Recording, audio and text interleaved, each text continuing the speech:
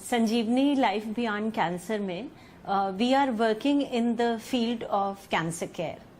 तो बहुत ज़रूरी है ये समझना कि कैंसर केयर में क्या क्या फैक्टर्स होते हैं, क्या क्या चीज़ें होती हैं जिनको ध्यान में रखना है, और कौन सी वो वेरिएबल्स हैं which help a patient to deal with this whole experience of cancer and come out from it।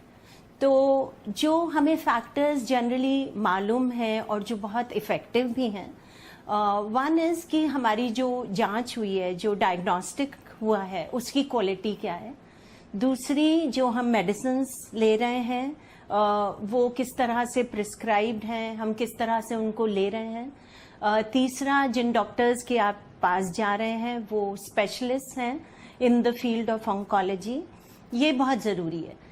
इसके साथ एक जो बहुत बड़ा फैक्टर बहुत ज़रूरी है वो ये है कि जब आपका कैंसर का एक्सपीरियंस शुरू हुआ, आपने जब ट्रीटमेंट को शुरू किया, तो आप जो सेल्फ हीलिंग सिस्टम है बॉडी का, अपनी बॉडी का जो सेल्फ हीलिंग सिस्टम है, वो आपने ट्रिगर किया या आपने नहीं ट्रिगर किया। क्योंकि अगर वो ट्रिगर नहीं हुआ है तो और जितने भी फैक्टर्स हैं उनकी क्वालिटी चाहे जितनी भी अच्छी हो, उनका जो इफेक्ट है वो उतना स्ट्रांगली नहीं हो पाएगा और बीमारी से बाहर निकलने में काफ़ी समय लग जाएगा। तो हमको इसको इस तरह से समझना है। सपोज हम अपने घर में एक मिक्सी को यूज करते हैं, तो मिक्सी में अगर आपने सारी बहुत अच्छी अच्छी चीजें डाल दी, बादाम भी डाल दिए, फ्रूट्स भी डाल दिए, वेजिटेबल्स भी डाल दी, बहुत अच्छे अच्छे न्यूट्रिएंट्स उसके अंदर डाल दिए, लेकिन अगर मिक्सी का जो ब्लेड है वो एफिशिएंटली काम नहीं कर रहा है तो वो मिक्स होगा नहीं ठीक से, और जब तक मिक्स होगा नहीं, जब हम उसको अंदर लेंगे तो वो पूरा सिस्टम के अंदर एब्जॉर्ब नहीं होगा। तो ये जो ब्लेड है मिक्सी का, जो एफिशिएंटली काम करना है, ये बहुत ज़रूरी है। इसी तरह से हम चाहे जितनी दवाई ले रहे हैं, हम जितना अपनी केयर कर रहे हैं, उसमें हमने जो हमारा सिस्टम है सेल्फ हीलिंग का, उसको ट्रिगर किया है कि नहीं। जैसे कि अगर दो पेशेंट्स हैं, दोनों को सिमिलर तरह का कैंसर है, दोनों की स्टेज भी सेम है, दोनों को दवाई हम बराबर सेम दवाई देते हैं, लेकिन उसका इफेक्ट दोनों पेशेंट्स के ऊपर डिफरेंट हो सकता है।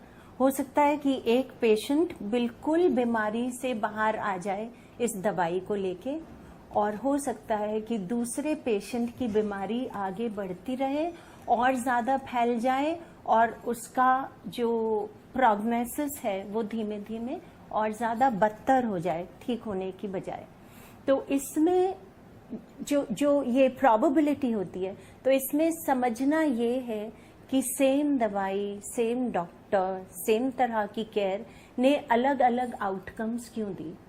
अलग अलग आउटकम्स इसलिए दी क्योंकि एक इंसान इस पूरी कैंसर ट्रीटमेंट के लिए अंदर से तैयार था और इस चीज़ के लिए बिल्कुल उसने अपने दिमाग में सोच लिया था कि मुझे कैंसर के एक्सपीरियंस से बाहर आना है। जो दूसरा मरीज है उसने अपनी जो प्रिपेयर्डनेस है वो पूरी तरह से नहीं की और फिर कैंसर की बीमारी फैलती चली गई despite all the very good medicines.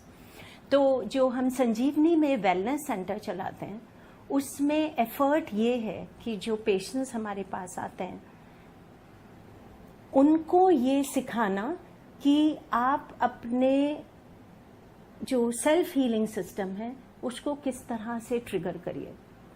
तो उसके लिए समझना ये ज़रूरी है पहले कि हमारा जो सेल्फ हीलिंग सिस्टम है वो है क्या, किस तरह से ट्रिगर होता है और है क्या।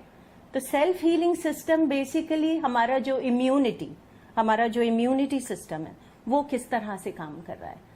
अगर कैंसर के सेल्स हर शरीर में होते हैं, क्या ऐसा हो जाता है कुछ बॉडीज के अंदर कि कैंसर डायग्नोज होता है अगर कैंसर के सेल्स हर बॉडी में होते हैं तो कुछ बॉडीज में ऐसा क्यों हो जाता है कि हम डॉक्टर के पास जाते हैं और वो हमें कहते हैं कि कैंसर हो गया है? बिकॉज इन बॉडीज में कैंसर के सेल्स और इम्यूनिटी सिस्टम में जो लड़ाई हुई, उसमें इम्यूनिटी सिस्टम अगर हार गया तो कैंसर के सेल्स अग्रेसिव हो जाते हैं. In a normal body, immunity system takes care of these cancer cells apart from every other cell or every other bacteria or every other virus which can be harmful to the body. अगर immunity system और cancer cell की ही लड़ाई है basically, तो cancer तब होगा जब immunity system हार जाएगा. इम्यूनिटी सिस्टम हारेगा कब? जब वो कैंसर सेल से कमजोर हो गया है. तो हमें ये पता करना कि हमारा इम्यूनिटी सिस्टम हमें किस तरह से स्ट्रांग करना है, और अगर हमें ये जानना है और इसके ऊपर काम करना है कि हमारा इम्यूनिटी सिस्टम स्ट्रांग कैसे हो, तो ये पता करना कि हमारा इम्यूनिटी सिस्टम डिपेंड किन चीजों पे करता है. हम किस तरह से अपने इम्यूनिटी सिस्टम को बिना जाने हुए हम उसको वीक करते चले जाते हैं. और ये समय होता है जब कोई भी बीमारी including cancer can invade your body. और कैंसर में तो क्या होता है, आपके अपने सेल्स आपके अगेंस्ट रिवोल्ट कर देते हैं. ये कोई ऐसी बीमारी नहीं जो बाहर से आई है, अंदर से जनरेट हुई है. अंदर से इसको समझना है, अंदर से समझना है कि मेरा इम्यूनिटी सिस्टम किस चीज पे डिपेंड कर रहा है और मुझे उसको किस तरह से स्ट्रांग करना है. तो 3 फैक्टर्स जो बहुत इंपॉर्टेंट हैं in the immunity system. One is कि आप क्या खाते हैं, आप किस समय पे खाते हैं, आप किस भावना के साथ खाते हैं, आप किस कॉम्बिनेशन में खाने को खाते हैं. ये एक बहुत इंपॉर्टेंट पूरा का पूरा फील्ड है जो आपके इम्यूनिटी सिस्टम को स्ट्रांग बनाने में हेल्प करता है. दूसरी चीज ये कि आप सांस किस तरह से लेते हैं, आप सांस कितना लेते हैं. क्योंकि अभी तो scientists have proved that in the oxygenated environment of the body it is difficult for the cancer cells to thrive. तो आप सांस कितना लेते हैं और किस तरह से सांस लेते हैं, ये बहुत जरूरी है. और तीसरी चीज ये है कि आप किस तरह से सोचते हैं, आप किस तरह से अपनी लाइफ में जो आपकी सिचुएशन है जिसके अंदर आप हैं, जो आपके सर्कमस्टांसेस हैं, आपके आसपास जो लोग हैं, आप उनके जो एक्शंस हैं, उनके जो वर्ड्स हैं, उनको किस तरह से आप रिस्पॉन्ड करते हैं. अगर ये 3 चीजें हैं जो इम्पॉर्टेंट हैं हमारे इम्यूनिटी सिस्टम को स्ट्रांग करने के लिए, तो वेलनेस सेंटर में जो हमने कोर्स डिजाइन किया है 36 सेशंस का है, और उसमें एफर्ट ये है कि हम उन तीनों चीजों पे किस तरह से पेशेंट को सिखाएं कि आपको नंबर 1 तो ये कि जो भी पेशेंट वेलनेस सेंटर में आए उसको ये समझाया जाए कि आपकी जो हेल्थ है वो आपकी अपनी जिम्मेदारी है. क्योंकि दवाई तो ऐसी चीज है जो बाहर से दी जा सकती है, और दवाई एक ऐसी चीज है जो रोते गाते उठते बैठते पेशेंट को जबरदस्ती भी दी जा सकती है. अगर वो खा नहीं रहा है तो उसको इंजेक्शन के थ्रू दी जा सकती है, ड्रिप के थ्रू दी जा सकती है. लेकिन जो अपना हीलिंग सिस्टम है वो जबरदस्ती नहीं ट्रिगर किया जा सकता. तो दवाई का एक फायदा ये है कि आप किसी भी पेशेंट को किसी भी अवस्था में किसी ना किसी तरीके से आप दवाई उसको दे देते हैं और वो अपना थोड़ा बहुत इम्पैक्ट जरूर कर देती है. लेकिन अगर आपको सेल्फ हीलिंग सिस्टम को ट्रिगर करना है तो उसमें पेशेंट का जो रोल है वो सबसे बड़ा है. तो जब हम वेलनेस सेंटर में अपने सेशन शुरू करते हैं तो सबसे पहली चीज जो पेशेंट्स को बतानी है वो ये है कि आपकी हेल्थ आपकी अपनी रिस्पॉन्सिबिलिटी है, और जब तक आप ये रिस्पॉन्सिबिलिटी को लोगे नहीं, तब तक आपका हीलिंग सिस्टम जो है अपने आप से काम करना शुरू नहीं करेगा, और जब तक वो काम करना नहीं शुरू करेगा, आप सबसे अच्छी मेडिसिन्स, आप सबसे अच्छे कैंसर केयर के तरीके को ले लीजिए, it will not work. So if you really want, अगर आप ये चाहते हैं कि आपकी कैंसर की बीमारी जड़ से पूरी तरह से हमेशा के लिए खत्म हो जाए, तो आपको काम अपने आप करना पड़ेगा. हम वेलनेस सेंटर में आपको सिखाएंगे कि वो काम करना किस तरह से है और कितनी एफिशिएंटली करना है. We will support you in that, but काम करना खुद से है. तो जब पेशेंट वेलनेस सेंटर में आए तो उसकी प्रिपेयर्डनेस ये रहे कि यहाँ जब मैं आया हूं तो मैं अब जिम्मेदारी से जो चीजें यहाँ पे सीख रहा हूं उसको मैं अपनी लाइफ के अंदर फॉलो करूंगा. और ये समझना बहुत जरूरी है पेशेंट के लिए कि आज तक मैं अपनी जिंदगी को जिस तरह से जी रहा था या जी रही थी, उससे आज मेरी ये अवस्था है कि मुझे किसी भी बॉडी के पार्ट में कैंसर है.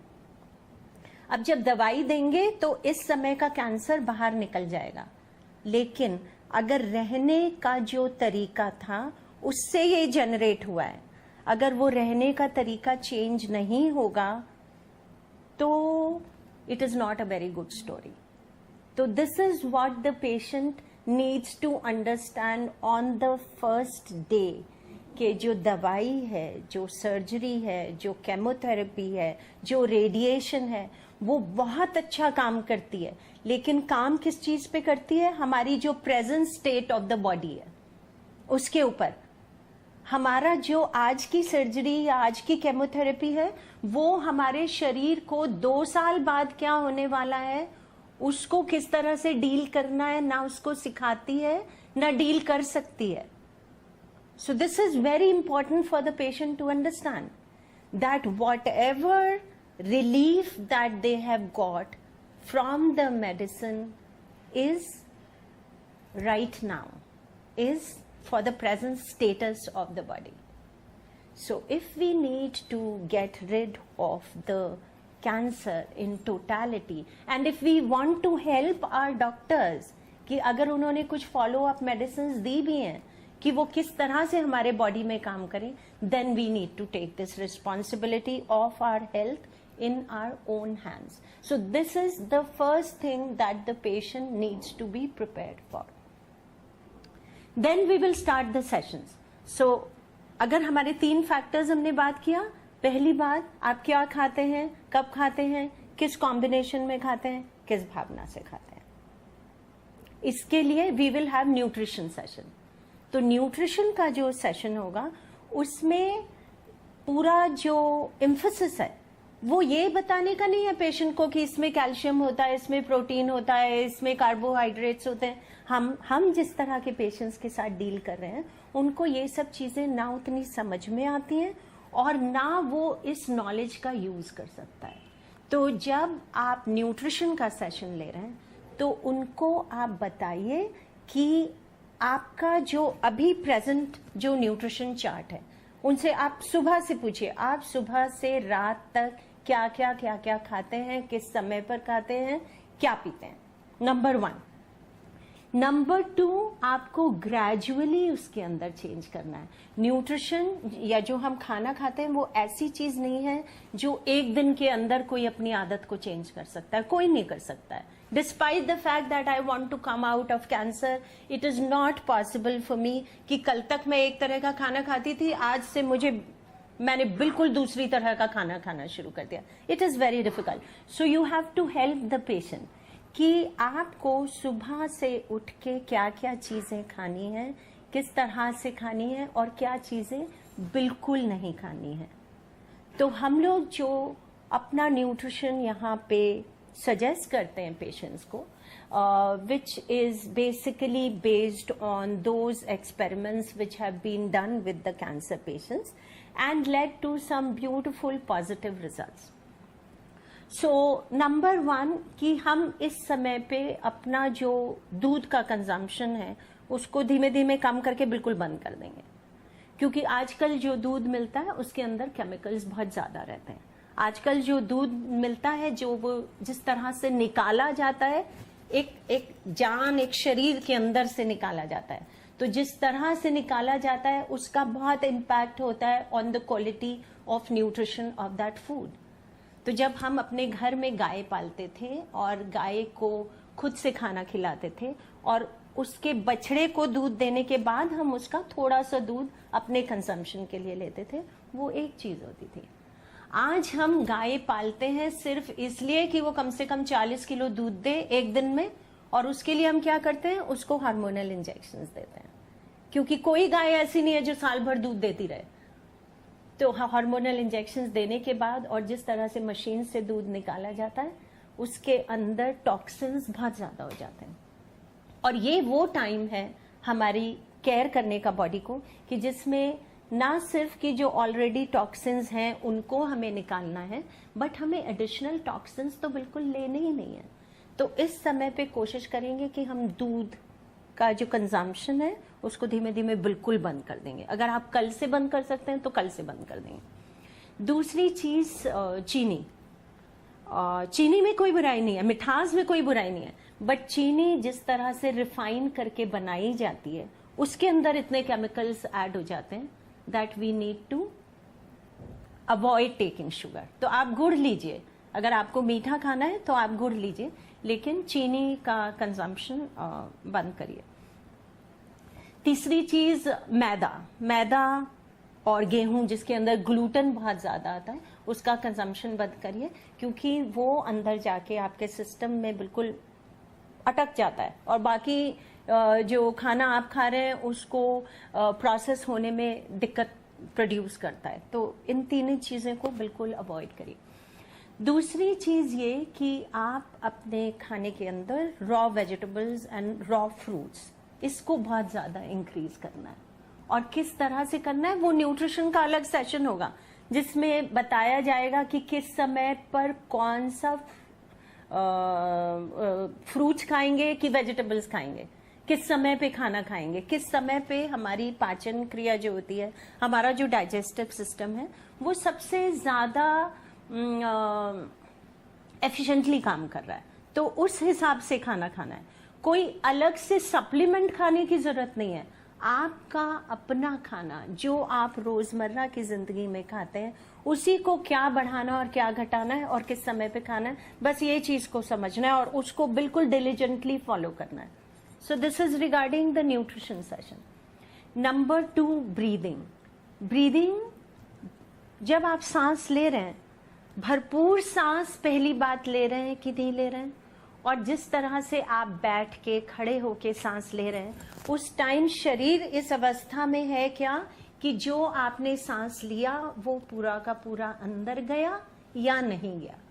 जैसे हम पाइप में पानी डालते हैं तो पाइप में आप पानी कितने भी प्रेशर से डालिए, कितना भी ज्यादा डालिए, जब तक वो पाइप मुड़ा तुड़ा रहेगा वो पानी उस पाइप के थ्रू नहीं जा सकता है। इसी तरह से सांस लेने के टाइम हमारी जो स्पाइनल कॉर्ड है, हमारी जो रीढ़ की हड्डी है, वो बिल्कुल स्ट्रेट होनी चाहिए। अगर आप बैठ के कर सकते हैं तो बैठ के आपको सांस किस तरह से भरपूर सांस लेना है, पूरे टाइम, कायदे से पूरे टाइम लेना है। अगर पूरे टाइम नहीं आपका ध्यान सांस पे है तो कम से कम 1 घंटे में आंखें बंद करके 20 से 30 सांस आपको पूरी अवेयरनेस के साथ लेनी है इन अ नॉर्मल वे। आप 2-3 सांस के बाद आप देखेंगे आपकी सांस खुद से लंबी होती चली जा रही है। तो जब कैंसर का ट्रीटमेंट आपका चल रहा है तो उस टाइम पे ये पूरा सांस के ऊपर फोकस कैसे करना है, क्यों करना है, और किसी भी पोजीशन में रहते हुए कैसे करना है, ये आपको यहाँ पे योगा और प्राणायाम के सेशंस में वेलनेस सेंटर में हम लोग पेशेंट्स को सिखाते हैं। लेकिन जो कोऑर्डिनेटर्स हैं उनको ये चीज पहली बात समझनी है और रोज पेशेंट्स को बताती रहनी है, क्योंकि वो पहली बार शायद ये चीज सुन रहे हैं। तो जब तक वो रोज नहीं बताई जाएगी कि जो हम कर रहे हैं वो क्यों कर रहे हैं, तब तक पेशेंट को उसकी रेलेवेंस नहीं समझ आएगी। अगर न्यूट्रिशनिस्ट आके खाली ये बता देगा कि ये खाना है, ये नहीं खाना है, इस समय पे खाना है, नहीं खाना है, वो जरूरी है, लेकिन हमें पहले ये बताना है कि वो आपकी कैंसर की बीमारी में किस तरह से आपको हेल्प करता है। जब तक पेशेंट को ये नहीं पता रहेगा कि कैंसर की बीमारी में उसको मदद क्या मिल रही है इस पूरे न्यूट्रिशन के सेशन से, तब तक उसको इसमें इंटरेस्ट नहीं आएगा। उसको अभी और किसी चीज में इंटरेस्ट नहीं है सिवाय इसके कि मेरा कैंसर ठीक होना चाहिए। तो कोऑर्डिनेटर्स को ये लगातार बताना है कि जो सेशंस यहाँ पे हो रहे हैं वो क्यों हो रहे हैं और वो कैंसर की बीमारी को हटाने में हमेशा के लिए जड़ से किस तरह से हेल्प करेंगे। That is extremely important.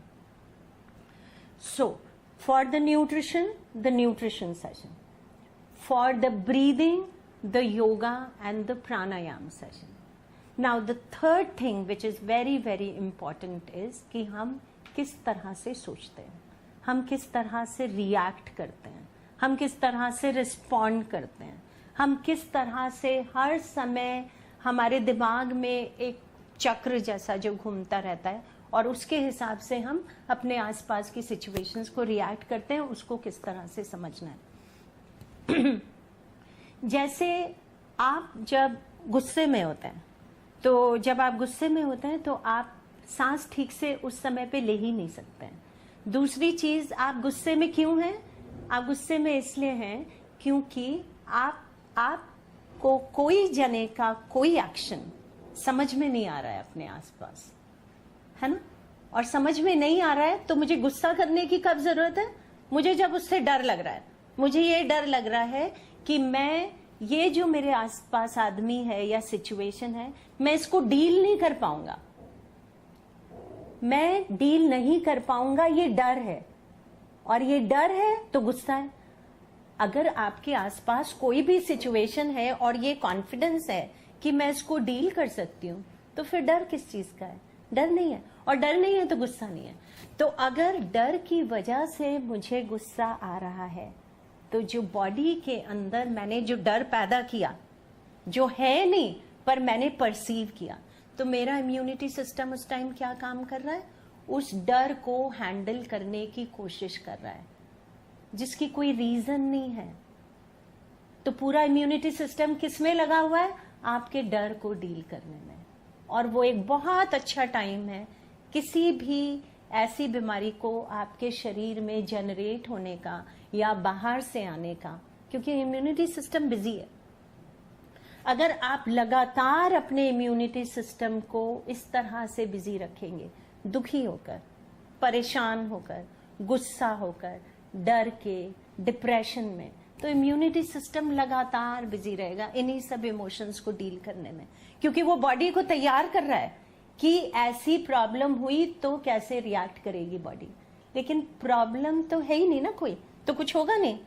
मैं तो यहाँ पे सोच के बैठी हूं, मैंने अपना डर खुद से क्रिएट किया है। ऐसा तो है नहीं कोई आ रहा है और आके मुझे मारने वाला है इसलिए मुझे उसको वापस मारना है। तो बॉडी मुझे क्या तैयार कर रही है कि कोई आ रहा है, वो मुझे मारेगा तो मैं उसको वापस मारूंगी। और अगर मुझे वापस मारना है तो बॉडी स्ट्रेंथ क्रिएट करेगी अपने अंदर से।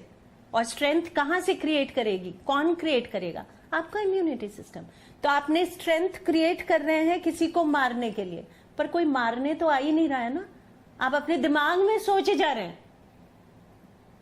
अपने दिमाग में सोचे जा रहे हैं, मेरा हस्बैंड इस तरह से मुझे परेशान करता है, मेरी वाइफ इस तरह से परेशान करती है, मेरा बेटा पढ़ता लिखता नहीं है, मेरी बेटी इस तरह से करती है, आप मेरी मदर इन लॉ ये करती हैं। तो आप डर, गुस्सा क्रिएट कर रहे हो, है नहीं कुछ। तो बॉडी को किसी चीज से डील नहीं करना है, तो बेकार में आपका इम्यूनिटी सिस्टम जो है यूज अप हो रहा है, वेस्ट हो रहा है उस चीज में। तो ये आपको समझना है पहली बात। और समझने के बाद मैं आपको कह दूं आज कि आप पॉजिटिवली सोचना शुरू कर दीजिए, आपका कैंसर ठीक हो जाएगा। उसके बावजूद, मुझे ये पता होने के बावजूद कि मेरा कैंसर ठीक हो जाएगा अगर मैं पॉजिटिवली सोचूंगी, तो मैं पॉजिटिवली सोचना नहीं शुरू कर सकती हूँ, क्योंकि पॉजिटिवली सोचना भी एक आदत होती है, एक प्रोसेस होता है। मुझे पता होना ही चाहिए कि जब मुझे गुस्सा आता है तो मैं उसको किस तरह से डील करूं। तो आप अपनी सिचुएशंस को लाइफ में किस तरह से डील करें, ये आपको यहाँ पे वेलनेस सेंटर में साइकोथेरेपी के सेशंस के थ्रू सिखाया जाता है। अपने शरीर को पूरा का पूरा खोलना कैसे है, बंद करके नहीं रखना है, क्योंकि जब वो बंद करके रहता है ना तो आपकी सांस ठीक तरह से पूरी की पूरी ट्रैवल करती है, बॉडी के अंदर एब्जॉर्ब होती है, ना आपका जो ब्लड सर्कुलेशन है वो ठीक से हो पाता है। और जब तक ये दोनों चीजें ठीक से नहीं होंगी तो बॉडी एब्जॉर्ब नहीं करेगी of the goodness that is coming through the oxygen, it will not be able to absorb. तो उसके लिए अपने शरीर को खोलना कैसे, बिकॉज हर बार जब आप अपने पूरे शरीर को खोलते हैं तो उसके साथ आपका मन खुल जाता है, और जब मन और शरीर दोनों खुल जाते हैं तो आपका ब्लड सर्कुलेशन अपने आप नॉर्मल हो जाता है।